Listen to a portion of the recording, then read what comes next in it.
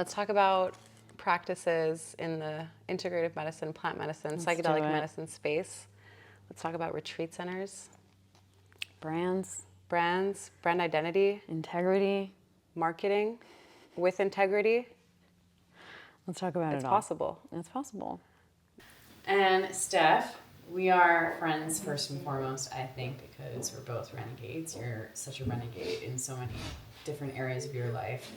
And I'm so inspired by how you've married all of your passions across so many different sectors and industries and ways to support humanity in a really beautiful, coherent way. Could we talk to, who and what you do? Okay. Oh, there's a lot, but for the, the scope of today's conversation, I created Beyond Consulting to bridge science and spirit, which is what we're going to talk about today. But that also means bridging business with heart, bridging strategy and artistry and creativity. And I think at the core is creativity. This fire, I guess, that burns inside of me to create things that don't exist, and to catalyze things into existence. Yeah. And so Beyond Consulting is what it is. It's beyond just consulting and advising. It's supporting people exactly where they're at with the different visions that they've come up with and helping them throughout the entire execution of that and helping them birth it into existence. I think we found each other, like you said, first and foremost as friends, but we realized that we had so much in common where we are bringing, soul and heart and artistry into, maybe more rigid worlds of business and strategy, but we came from these different places where we've had experience with business and strategy, but we've also had very human roles where we've sat with patients, we've sat with clients that have been, seeking support in all ways, shapes, and forms. And I think having the understanding from both angles is why we felt so aligned in working together and realized that we can bring those skills, to people to support them. Right, and I love that I just want to really give you credit here where it's due, because the bridging science with spirit is such a beautiful way or a role that you play in this industry. You're a neuropharmacologist. I love geeking out with you because I often bring like the super esoteric and spirit realm to our conversations, which you can play in equally as well. But oftentimes, like, you really have like the cool data and science and evidence behind why we are experiencing what we're experiencing. So I love that. It's really one of the special things that you bring to this work. Thank you. Yeah. Thanks for seeing me. Thanks for coming on this journey. I see you. I see you, girl. So obviously, as we know, there's a ton of excitement around psychedelics right now. And there's this second wave of interest in science and research and people sitting with these plants and molecules, and it's incredible. And also, there's a miss when people are trying to realm bridge between psychedelics and building a business. So from your expertise, from your perspective, what are people missing when they're trying to turn this excitement and this new second coming, probably 1,000 coming of psychedelics into a business? I think it's good to have excitement when you're starting a business. Yeah. But you shouldn't let that excitement cloud your judgment from reality. And sometimes coming back down to reality kills the excitement when you're starting to look at numbers and spreadsheets and SEO. Overhead. And how much is that going to cost me? Yeah. So I think the first thing is to keep your excitement alive the whole entire way. Have a very clear vision of where you want to go, but also have a really clear vision of where you want to start. And the starting point and the end point are often very different. And people need to reconcile the fact that they can be different and it's okay. So starting modestly, starting with a very lean team. Maybe it's not the space that you dreamed of, right? And it's not the full 10-person team, but it's yours. and it's going to save you a lot of headaches, because if you start too fast right out the gate, you're going to crash and burn. And we've seen a lot of these businesses unfortunately crash and burn because I think their excitement took over and got the best of them. And by nature, psychedelics give us the grand vision. They do. They give us the whole picture, and what we're responsible for is like rooting that into reality and coming up with like, because we live in this logical linear reality that to get from A, you need to get to B, to get from C, you know, you have to take a certain process to get there. And I identify that with that. I mean, I remember one of my deepest psilocybin journeys many years ago, got a very big vision with land and regenerative farming and all of that. And the organic reality that we are in moves at a much slower pace, thank God. And so it takes a lot to actually have this grand vision where you're seeing it happening and you know it can work. But what are actually like the real business processes behind that that's going to make it happen? So yeah, being cognizant of process.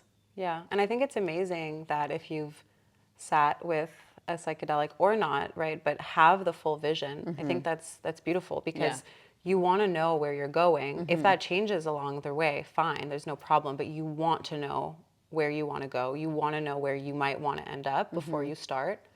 But I think that, yeah, to your point, you don't want to let that excitement get the best of you and try to move too quickly to that end goal. And also just realizing that a business is also like a life journey, and you might be 3 months in and you'll have to pivot completely. And you have to have that flexibility. So that's another thing that I tell, you know, founders or owners, operators, is don't be too married to the vision. I mean, It's critical. yeah, you got to be able to pull a 180. Yeah. You know, like, what if the model that you try to execute on for some reason is not working? If you dig your heels in, it's only going to make it worse. So you have to have a lot of flexibility. And there is trial and error, especially when you're bringing a new therapy, a new concept, a new idea to the mainstream. Right. And, you know, I really do think like these retreats, whether they're plant medicine retreats or their clinical practices, it's not a new idea, but to a lot of people in the world, it is a new idea. It's, you know what I mean? Like, we're talking about ancient plant medicines and psychedelics that have been used for many, many years, right? And so a lot of people have this experience and a lot of people have this knowledge, this ancient knowledge, but there are a lot of people who are going to want to experience these, whether it is a therapeutic setting or retreat setting, and it's completely novel to them. So you also have to be flexible to try this out and remember that for them it's new. And in our little bubble, you know, we're all talking about it. It's an echo chamber. So there's a lot of education that needs to be done, and that takes time. Right. I want to go back to something you said, because the adaptability and the capacity to pivot is crucial. And also, that requires resources most of the time, capital.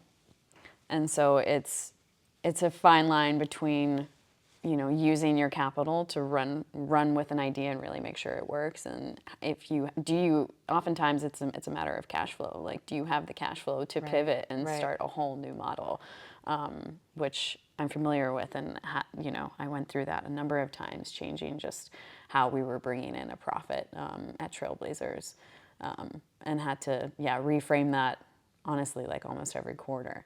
And it's a big deal to reframe, because you've put so much time and effort and sweat equity and also real capital resources into one trajectory working a certain way. But that's just how this industry is. Like, basically, you're probably coming out with a model, and by the time it's ready to launch, it might already kind of be fading out or antiquated. That can happen. What you're bringing up is a really good point. So pivoting could be productive, but pivoting could also be counterproductive. Yeah. So it's funny because I feel like a lot of the advice can be contradictory in certain contexts. So it's just like, have a vision, but also don't be married to your vision. I know. You know, and it's just like, be ready to pivot, but don't pivot too many times because Yeah. then you're wasting precious resources. And so I think what we're trying to say is that there's a balance, Yeah. and then there's an innate flexibility that you need to have. But what you just said also about, my wheels are turning, about how by the time you launch a product or you launch a concept, the idea might be antiquated. So that's another thing, is along the way you need to have checkpoints with your team or with yourself, and it's something like, okay, how long is it taking me to get from point A to point B? And Right. how long did I plan for point A to get to point B? Right. So am I on time and I'm on target? And you have to give yourself time frames. Yeah. So it's not about rushing, it's about having realistic expectations. Right. And you don't want to spend too much time trying to go from point A to point B, because then exactly that might happen. Right. So as we're asking each other some questions here, I have a question for Kim. Kim Dudine, who is a modern and an ancient medicine woman, who runs a retreat called One Frequency. And she was also running Trailblazers. Tell us about Trailblazers, Kim. Yeah. Yeah, it was a small and mighty team of 4 people, including myself. Trailblazers was a cannabis and psychedelics community. We did 3-day events centered around bringing C-suite level executives, but also kind of bringing together people who are obviously really good at what they do and have had success in cannabis and psychedelics. But our niche was people who are better at who they are. And that was kind of like our bread and butter, is really finding like the good cream of the crop people who were walking the walk. And yeah, we did high-end retreats and also did smaller event, like membership kind of community things that were a little bit more accessible. But really the focus was bringing people across brands, policy research, investment in the cannabis and psychedelic space together for these 3-day experiences that people came in expecting like a conference and left really being blown away. Like, of course, there were brand and panels and all of that, but it was really about cultivating a culture of respect and integrity and really, really supporting each other, like not just collecting business cards, but creating relationships where you could call people up and vet people in the industry and what's going on and who has their pulse on what. And it was really, really special. I appreciate how much time was put into getting to know every single guest. That's Yeah. how we met. Yeah. It was on a Trailblazers Intro call, call. and it didn't feel like I was being interviewed or vetted. It just felt like we were truly getting to know one another, so Yeah. much so that we became friends after. So I appreciate that.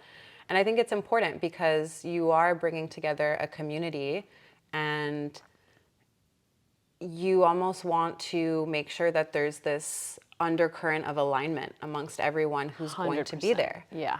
And I think that that type of curation is really important. And I can see how when you're putting together a retreat and you're bringing in, you know, different guests who are going to do, whether it's different plant medicines or maybe they're just there for, you know, other therapeutic activities, there needs to be an undercurrent of alignment amongst the group, right? And so Yes.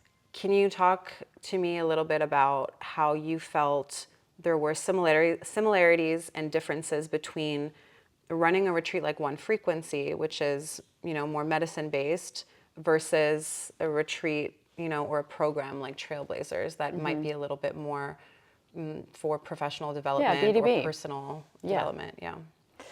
So many similarities. And I really like that you spoke to the undercurrent of alignment being key. We have, like, we said no to people at Trailblazers. And that was known. Like, and it wasn't even like, you know, I have a call and then I'm like, oh, I don't know how I felt about that person. I said it on the call. I would say, you know, I don't think that Trailblazers is actually a fit, but would love to stay in touch and be a resource and support. But it's so important. And for me, this second coming, or whatever we want to call it, with psychedelics is one of the most sacred, opportune moments that we've had in a long time, and it's almost like this parachute moment that can take us out of, not take us completely out of the chaos, but can be a really big ally. And so this is really sacred, not only because you're blasting people's consciousness open, and hopefully if you're doing it right, you're not blasting. Sometimes that's helpful, but sometimes the more gentle, subtle introductions like microdosing and all of that is really sweet. But the alignment and like my partner and I always say that business is sacred. Like these are sacred agreements that we're having with each other. And with one frequency, which is more of like what you described, like a wellness retreat, getting people back in their body is often what I find is the biggest thing. We also have intro calls, and it's really just like an hour call usually. Like it's a long time spent. Like I want to know what's pulling you here. What's the draw? Are you interested in? And some people are like, I just want to be on the mountain, like for our Mount Shasta retreat. Some people are more interested in medicine work or breath work or alternative states of consciousness. And it's really, really key to understand the drivers of what's bringing people there, because you can kind of pick out like, oh, I don't know if this is actually going to fit in with our container. And especially with the one frequency retreats, what's of the utmost importance to us is that we're keeping a really clean, sacred container. And that doesn't mean like you can't have like crazy wrecked and ravaged past and trauma and big stuff that you're coming with, but I do want you to be at a point where you can be safe in a group container. And sometimes it's like, you know what, actually what you're looking for might be one-on-one work and not this retreat setting when we're all with each other for 7 days in a really intimate, quite deep of a container. And Trailblazers was similar. It was like really getting to know people, understanding the one thing, and I used to say it in the keynote in the beginning or in the opening plenary that we did at every Trailblazers, I would be like, I want to talk to you and be like, this person's done mushrooms. I don't want the zipped up suit. Right? I want to have that being broken down a little bit, because if these medicines are changing the way that we're doing anything, they're changing the way that we're doing everything, and business included. So business as a spiritual practice, business bringing in sacred agreements. It's just about also finding like your integrity in business. Like, so many times we're like, oh, it's just business. It's not personal. True, but like you are bringing your person into this business interaction, this business agreement, and so there is overlap in those ways. And I can't imagine anything more personal, quite frankly, because business for most people is what we're doing to put food on the table for our families, right? It affects your household. It affects your household and your livelihood. And like, especially with our generation, it does seem like we have the luxury of entrepreneurship and wanting to get out of the corporate bubble and really like have a business that reflects who we are personally. And I do want to see this world where, and maybe it's, it doesn't even necessarily need to be like that. I know people who are plenty happy in their 9-to-5 corporate jobs and then love having their free weekend to be whoever they are. But I am seeing this trend, this upward trend of really having who you are in your personal life not be that far from who you are in your business. And that was one thing that I really loved at Trailblazers, is like, I really felt like that community was on that trend of like, it seems like you have a cannabis brand that reflects your personality. Right. And that's what I really loved. Specifically, I found it to be more true with cannabis because that's just such a different plant. But I think I answered your question. Yeah, no, you did. And also you got me thinking about how when we're creating a retreat, or a retreat center, facility, what have you, we talk about curation of like the space, we talk about the client's experience or the patient's experience, and we talk about these workflows and how we want to tinker with everything so everything looks great. The set is dialed in, the setting is dialed in, the workflows are dialed in, and again, the client experience is dialed in. Part of that curation and creation is bringing in the right people, saying yes to the right people and saying no to the people that perhaps have to come back at another moment, when that undercurrent of alignment will be more in tune with what they're seeking. And I feel that for people who are, you know, like building retreats and creating these spaces, maybe this is overlooked, that process, because you want to say yes to everyone. If someone is saying, you know, I'm seeking support in these 5 ways, like you want to support them. And a lot of us in this space, whether we are more on the business strategy side or we're more on the facilitator, practitioner side, we have these like bleeding hearts where we do want to help people and we want to try to meet them where they're at, and we'll do sliding scale. And we also want the business to work, so we want people to come in. So it is very difficult to turn someone away for multiple reasons, for ourselves, for the business, for the person who's on the other, you know, on the other line, you know, telling you how much they need your support and they want to come to your retreat. And this is something I think that needs to be brought to the attention of anyone who's trying to, you know, build a type of business in this space. And that doesn't just go for retreat centers, but also for clinics.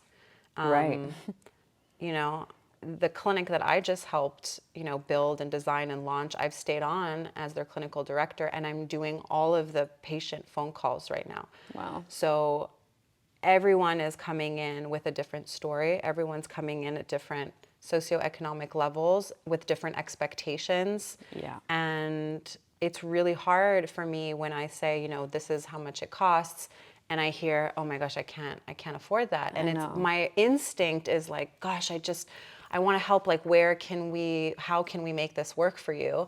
And it's a balance. I have to say that this clinic, we've been completely sliding scale from the beginning.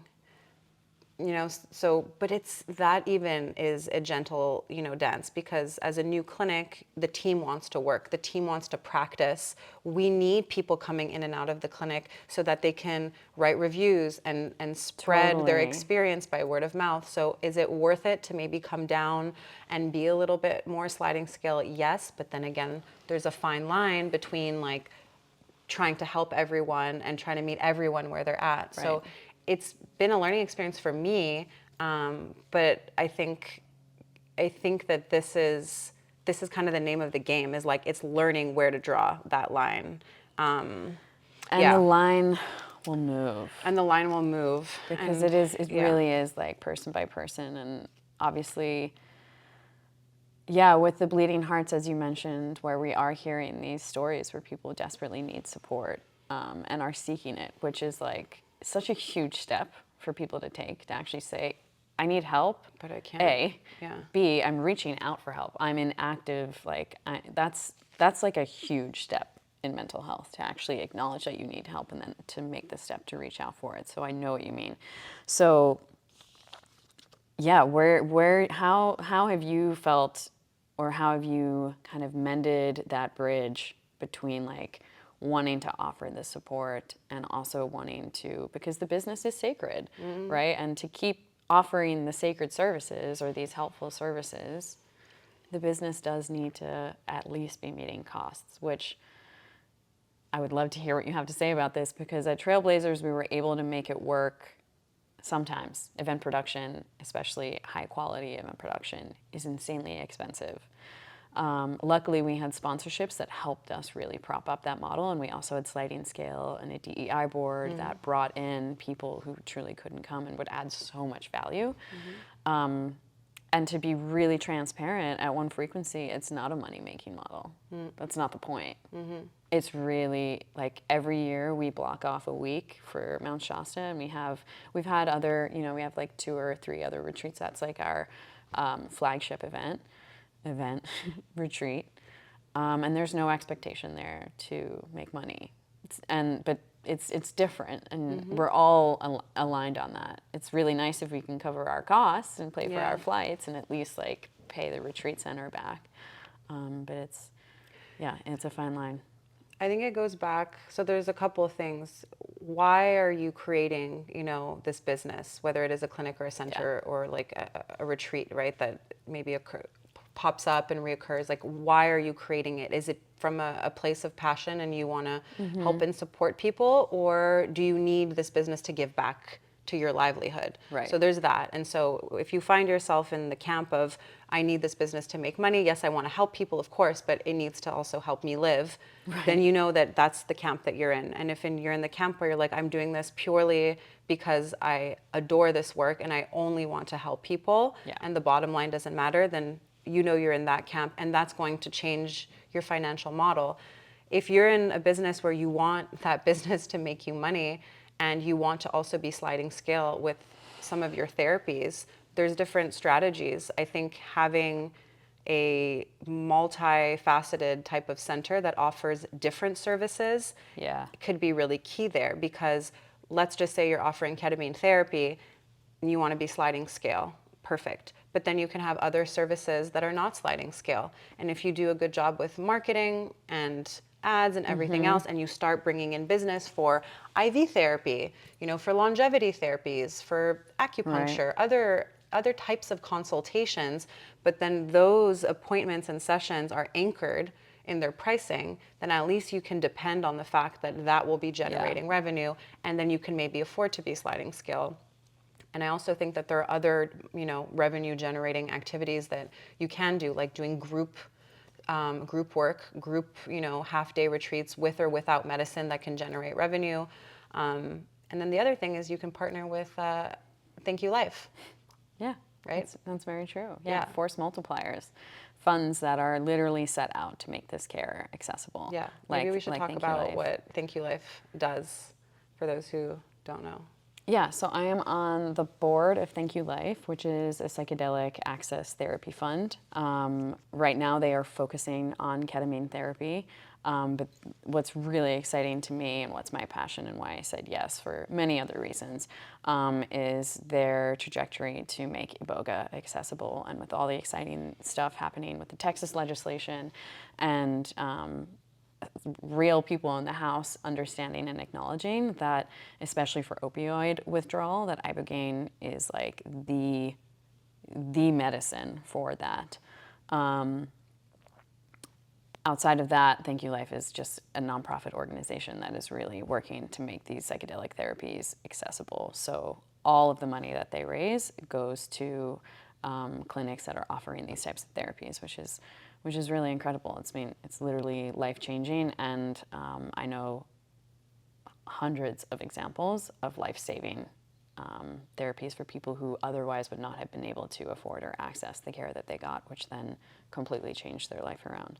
Yeah. So it's really important to have these organizations that are like, that's all they're doing, focusing on access, and of course education and all of that, but it's really about the access, because as this becomes more part of the cultural zeitgeist and people are becoming aware of it, people are going, maybe that could help my depression. Maybe that could help my PTSD. I'm a veteran. I have a TBI, a traumatic brain injury. Maybe I can have this medicine and actually, turn my life around.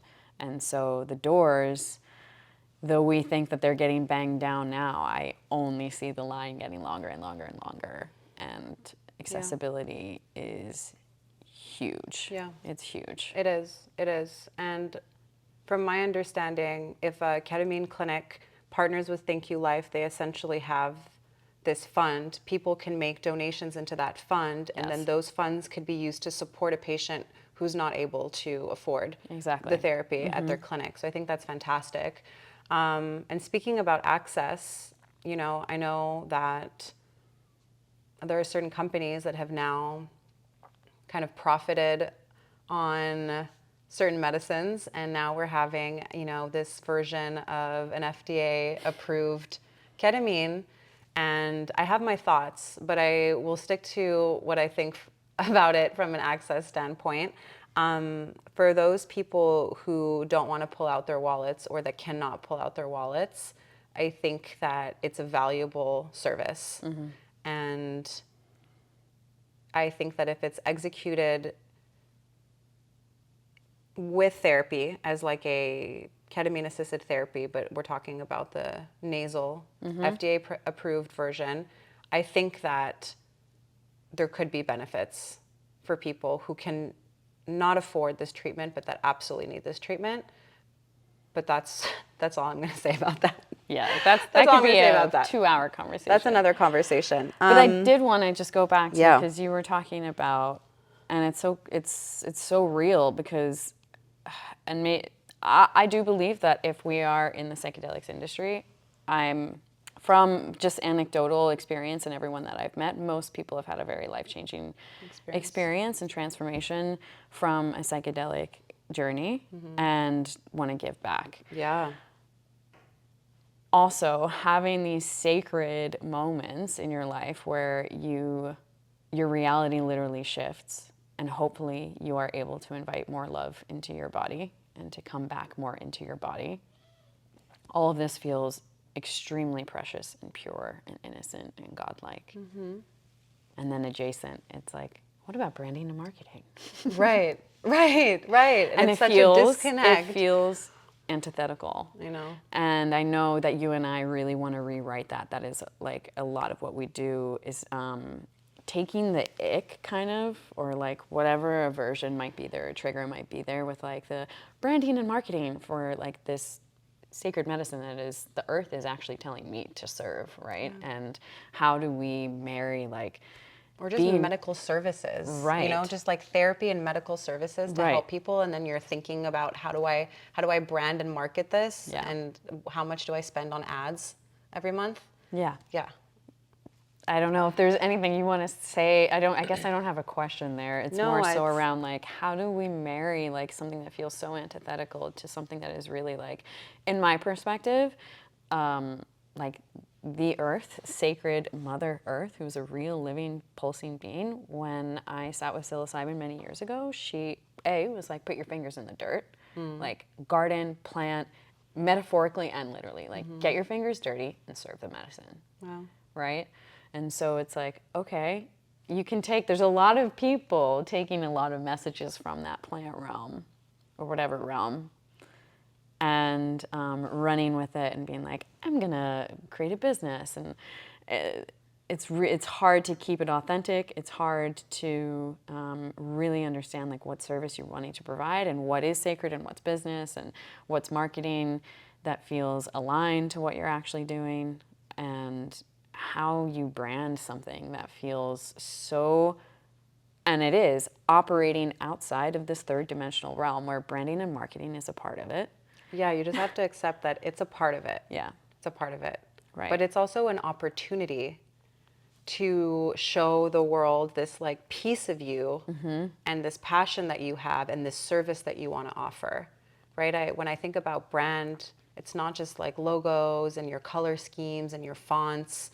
It's messaging, it's your voice, it's your identity that you're now linking to this service, connecting with this service, and how that service is delivered is a piece of you.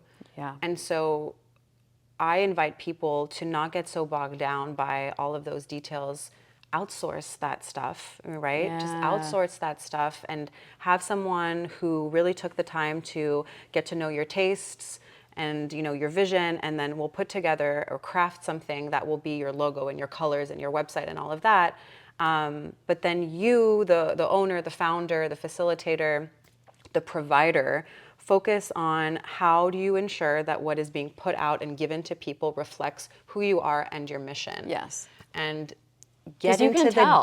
get into the depth of that instead. Yeah. And don't get all bogged down by like what color is going to love be that. my I love logo that. color.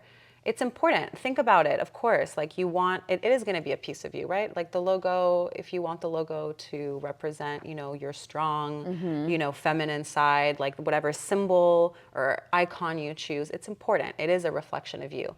But just don't get so overwhelmed by that, and like focus your energy on what I just said, which is like pairing your identity, your mission with what's actually being delivered to people. I love that, because And I'm a mother. I just gave birth 6 months ago, so I know what it's like to have a child, and I also know what it's like to birth a business. And there's similarities, because you are birthing something from within you that is truly something. I mean, Rain is just perfect, and she's entirely a being on her own, but like the business was like how much of like my personal past and who I am as a friend, as a mother, as someone who's seen the earth totally differently as I did 10, 20 years ago. How do I put that all into a brand that represents and embodies all of that? Yeah. So all those little details are going to matter. Yeah. You know, I'm not saying that like, whatever, just outsource your logo, it doesn't matter. Oh, totally. It No, matters. no. It Yeah, matters. But like there's different ways to invest your energy in different areas. Yeah.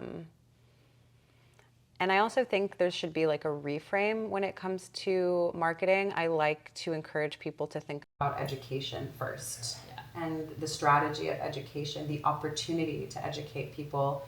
Just because you build the most gorgeous retreat or you open the most innovative integrative care clinic doesn't necessarily mean that people are going to come running. There's a lot of education, community building that you have to do, not just amongst your future patients and clients, but other fellow providers that also need to believe and buy in and trust in what you're doing. And that's going to be an important piece, having partnership and not just wanting them to refer, clients your way, but it's a two-way street. You have to reciprocate, and so it takes time to cultivate those relationships. I worked really hard on that when I worked at J&J, helping the physicians that were my clients establish meaningful relationships with other providers and creating like a relationship and a harmonious partnership where you will refer to each other. And it's not just about, I'll give you a patient, you give me a patient. It's like, no, how do we come together and help this patient together? What is the system to provide better care to the patient? Are there physicians and practitioners that only care about referrals? Yes. But I feel like in this work, in integrative medicine, plant medicine, psychedelic medicine, that's not really the culture. People are trying to provide whole person care, and I feel like there is more attention brought to cultivating a real, meaningful relationship with another provider. I would be willing to say, and I won't speak for my business partners, but I think they would say so too. I think the number one reason Trailblazers was successful because of the amount of time and intensive care that we put into building community and like real community. Like we still have a WhatsApp group of like you ask a question on that group and it is answered and a connection is made and here's a number, call me personally. It's a Saturday. Hey, let me call you. I'm at a baseball game, but I'll give you a ring right after, like that. Yeah. It's like because the people there want to see this medicine go where we know it needs to go. Mm-hmm. And there's that like real personal drive, but also we know each other. It's not just like, oh, I see Steph at Psychedelic Science every June, and I wave to her and catch up and hear what she's up to. It's like no, I know how your dog is doing.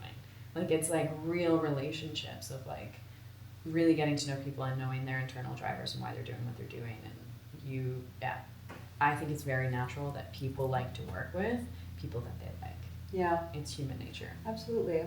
And that's also making me think of team curation, like the team that you put together to work in these spaces that are going to be offering care. It's not just about the individual caregiver, it's about the team cohesiveness and how do they deliver care together. Yeah, and it's a beehive. I always say that that's the right limiting step when you're building one of these businesses. You can have all your protocols ready, you can have all your workflows ready, the space can be ready, but now you have to hire a team, and that can take time, and that can also throw a wrench in your plans. If you're ready to launch in 6 months, but for some reason you haven't been able to find, a therapist or a facilitator, a space holder, or a certain physician of a different specialty, like that, you got to put in the time because these people matter. Yeah. They matter more than I think people realize. They're your largest asset. Yeah, the people, it's everything. Hands down. And they need to also get along. You can put together a team of 5 that are just incredible individuals, and then you have to put them in a room and see what is the dynamic. Yeah. Are these guys going to be able to work together? Coherence. Are they aligned Yeah. to provide care? Yeah. in the same way. And of course, everyone has like their individuality and how they offer Their care. unique but it's- gifts, and It's got to be balanced. there needs to be a resonance for sure. Yeah. Yeah. People are the largest asset every time, even with like board decisions, or when people might call and ask for like strategy around like, oh, this person's asking for a raise, I'm like, give it to them. Do you want to, like, people are the highest asset you have, and if they are good, people, You gotta yes, keep- you gotta can, keep them. people are replaceable. That's like the common belief in business across industries. But if you have someone good, like, that is speaking from their heart about the business and being a representative of your business in a way that, like, you trust what they're saying at a conference, on a phone call, in a meeting, providing care, like, keep and take care of that person. Absolutely.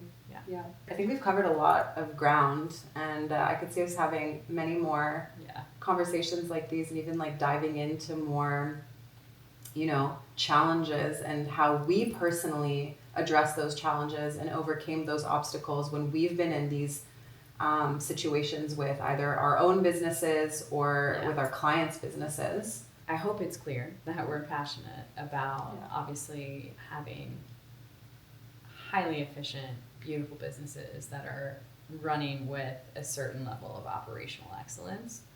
That really is like, yeah, that caliber there is something that I'm very proud of with everything that I put out into the industry. And it's really important to me that the quality and the efficiency and all those things that really make a business run are working at their highest level. And also having this deep sense that this is kind of, and it might sound a little hyperbolic, but not really in these times. Like, this really is very, very mission critical work that requires a lot of soul and heart and empathy and compassion for what these plants and molecules are actually offering for this moment in time, where we're all calling for it in some way, shape, or form.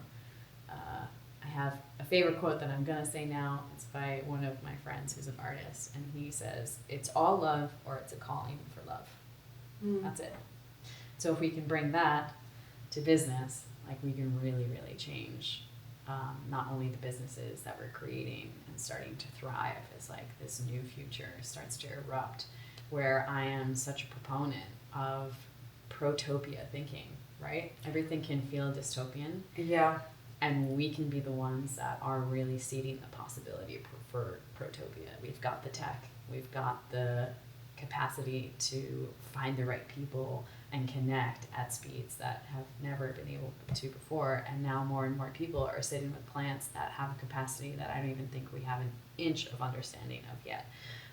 But we're all getting excited by just dipping our toes into this expanded consciousness. So I know that's incredibly important to you. You've brought together people around, I mean, Mount Mushmore was one of my favorite things in the world, bringing people together who are just passionate about both functional and medicinal mushrooms. And yeah, I think it's what's really special. It's both the strategic understanding of what it takes to really have a thriving business, coupled with this sacred responsibility that we are given right now to really act and show up differently and have our businesses actually be one of the most sacred parts of our work. Absolutely, that's so well said. And I love what you said about the protopian thinking, because we do need to think about the ideal situation. Yeah. Because everything that we should be doing should be working towards a more idyllic situation. And it's never going to be perfect, and it's not about working towards perfection. But if your goal is protopian or your goal is idyllic, then it means that everything that you create will be approaching closer and closer and closer to that target. Dream big. You have to. You have to. And it's going possible. Yeah, and going back to what we said at the beginning, when we said you have to have vision, but don't get too excited, because then, you might have to pivot and that might be devastating. It's not so much about, killing the vision. It's about having a big vision, but knowing that along the way, you will have to turn left and right again and left again in order to achieve that vision. Yeah, exactly. Yeah. Beautiful. Yeah. Thanks, Kim. Thanks, Steph. Thanks, guys. Thanks.